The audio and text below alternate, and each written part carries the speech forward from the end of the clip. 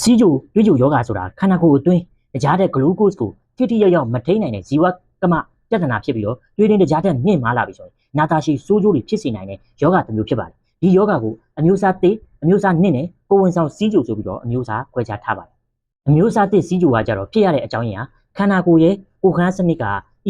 င်ဆူလင်ထုတ်တဲ့ပန်ကရိယဆဲတွေပျက်စီးခြင်းကြောင့်ဖြစ်ပါတယ်ဖြစ်နိုင်ခြေကကြတော့ကလေးငယ်တွေနဲ့လူငယ်တွေမှာအဖြစ်များပေမဲ့ဘယ်အသက်အရွယ်မှာမဆိုလဲဖြစ်နိုင်ပါတယ်ကုသမှုကကြတော့အင်ဆူလင်ထိုးဆေးတွေအသုံးပြုမယ်တွေးရင်းတကြားတက်ကိုထိန်းညှိပေးမယ်ဆိုရင်တော့ဒါကုသလို့ရပါတယ်နောက်တစ်ခုကအမျိုးအစားနဲ့စီးကျိုသူ့ကိုဖြစ်ရတဲ့အကြောင်းရင်းကတော့အင်ဆူလင်ကိုခန္ဓာကိုယ်ကမတုတ်ပြန်နိုင်တော့တာဒါမှမဟုတ်အင်ဆူလင်လုံလောက်မထုတ်လုပ်နိုင်တော့တာကြောင့်ဖြစ်တယ်ဖြစ်နိုင်ခြေကတော့အဝလွန်တဲ့သူတွေကိုယ်လက်လှုပ်ရှားနေတဲ့သူတွေမျိုးရိုးရှိပြီးသားသူတွေမှာအဖြစ်များတယ်သူ့ကိုကုသဖို့အတွက်ကြတော့နေထိုင်မှုပုံစံတွေပြောင်းလဲမယ်ပြီးတော့စီးဝါးတွေတုံးလို့ရပါတယ်လိုအပ်မယ်ဆိုတော့အင်ဆူလင်ကိုအသုံးပြုလို့ရပါတယ်နောက်တစ်ခုကကိုဝင်ဆောင်စီးကျိုဖြစ်ရတဲ့အကြောင်းရင်းကတော့ကိုဝင်ဆောင်တဲ့အချိန်မှာဟော်မုန်းတွေပြောင်းလဲမှုကြောင့်ဖြစ်တာပါအကျိုးဆက်အနေနဲ့ကတော့မိခင်နဲ့ကလေးမှာနောက်ဆက်တွဲပြဿနာတွေဖြစ်လာနိုင်ပါတယ်စီးကျိုယောဂဖြစ်လာပြီဆိုရင်ခံစားရမယ့်လက္ခဏာလေးတွေရှိပါတယ်အဲ့ဒါကတော့ရေအလွန်ငတ်တယ်ရေရမ်းစာနေတဲ့အခါမျိုးတွေပေါ့နော်ပြီးတော့ရေစားတဲ့အတွက်ကျွန်တော်တို့ရေတောက်တယ်ဒါကြောင့်မို့စီးခဏသွားတယ်နောက်ပြီးဘိုက်ခဏစားတယ်ကိုတွင်းအလေးချိန်ကရုတ်တရက်ကျဆင်းသွားတာနော်အဲ့ဘိုက်စားတာနဲ့ကိုလေးချိန်ကျတာကြတော့အမျိုးအစားအစ်စ်မှာပို့ပြီးတော့ထင်ရှားတွေ့ရတယ်နောက်ပြီးတော့မောပန်းလေတာနော်မောတာအလွယ်တကူမောတာပေါ့နော်နောက်ပြီးတော့မျက်လုံးတွေဝေဝါးတာပြီးတော့အနာဖြစ်တဲ့ခါမှာအနာကျက်တာနေတာနောက်ပြီးတော့ခြေပြားလက်ဖြားတွေထုံကျင်တာပြီးတော့အာယုံကြောတွေထိခိုက်လာပါတယ်ဒါတွေကတော့စီးကျိုယောဂဖြစ်ရင်ခံစားရမယ့်ယောဂလက္ခဏာတွေပဲဖြစ်ပါတယ်အဲ့တော့စီးကျိုယောဂဖြစ်လာပြီဆိုရင်ကာကွယ်ကုသလို့ရတဲ့နည်းနဲ့မဖြစ်သေးဘူးဆိုရင်ကာကွယ်လို့ရတဲ့နည်းလမ်းလေးတွေရှိပါတယ်အဲ့ဒါကတော့အစားအသောက်ကြားနဲ့ကာဘိုဟိုက်ဒရိတ်တွေလျှော့စားပေးပါအမြင့်ဓာတ်များတဲ့အစားအစာတွေဥပမာဟင်းသီးဟင်းရွက်တွေတစ်သီးတွေကိုစားသုံးပေးပါပြီးတော့ပရိုတင်းနဲ့ကျန်းမာရေးနဲ့ညီညွတ်တဲ့အဆီတွေကိုစားသုံးပေးပါဒါကအစားအသောက်အနေနဲ့နောက်ပြီးကိုလက်လှုပ်ရှား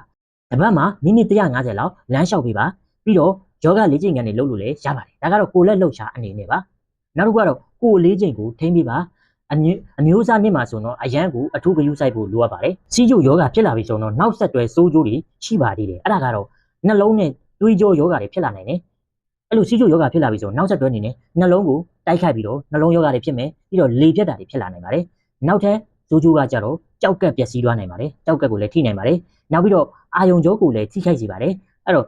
အာယုံကြောကိုထိခိုက်သွားတဲ့အတွက်ခြေလက်တွေထုံကျင်ကြိုက်ခဲတာတွေခံစားရနိုင်ပါတယ်နောက်ပြီးတော့မျက်လုံးကိုပျက်စီးစေနိုင်တယ်မျက်လုံးကိုပျက်စီးစေတဲ့အတွက်အမြင်အာရုံတွေကဝေဝါးလာတာတွေခံစားရပါမယ်နောက်ပြီးခြေထောက်နဲ့ပတ်သက်တဲ့ပြဿနာတွေဖြစ်လာမယ်အဲ့တော့အနာတွေပါဖြစ်ပြီဆိုရင်ပိုးဝင်ပြီးတော့အမြင့်ဖြတ်ရတဲ့အထိအမြင့်ဖြတ်ရနိုင်ပါတယ်ဒါတွေမဖြစ်အောင်ကာကွယ်လို့ရပါတယ်အမျိုးအစားနဲ့စီးကျိုဆိုတော့ကြားမာရေးနဲ့ညီညွတ်တဲ့နေထိုင်မှုပုံစံတွေကိုနေထိုင်ပြီးတော့ကာကွယ်နိုင်ပါတယ်နောက်ပြီးကိုယ်လေးချိန်ထိန်းပေးပါလေ့ကျင့်ခန်းပုံမှန်လုပ်ပေးပါစိတ်ပီစီမှုလျှော့ချပေးပါစီးကျိုယောဂကဘဝတသက်တာစီမံခန့်ခွဲရတဲ့ယောဂဖြစ်ပေမဲ့လည်းစနစ်တကျထိန်းသိမ်းမယ်ဆိုတော့ပုံမှန်လူဘဝကိုရရှိနိုင်ပါတယ်ပြီးတော့ဆရာဝန်နဲ့ပုံမှန်ပြသပေးပါစီးဝါးတွေကိုလည်းညွှန်ကြားချက်အတိုင်းမှန်မှန်တောက်ပေးပါစီးကျိုယောဂကိုဂယုတစိုက်ဒါနေထိုင်မယ်ဆိုရင်တော့နောက်ဆက်တွဲပြဿနာတွေကိုလည်းလျှော့ချနိုင်ပြီးတော့တက်တန်းစီကျဲကျဲမာမာနဲ့နေထိုင်နိုင်မှာဖြစ်ပါတယ်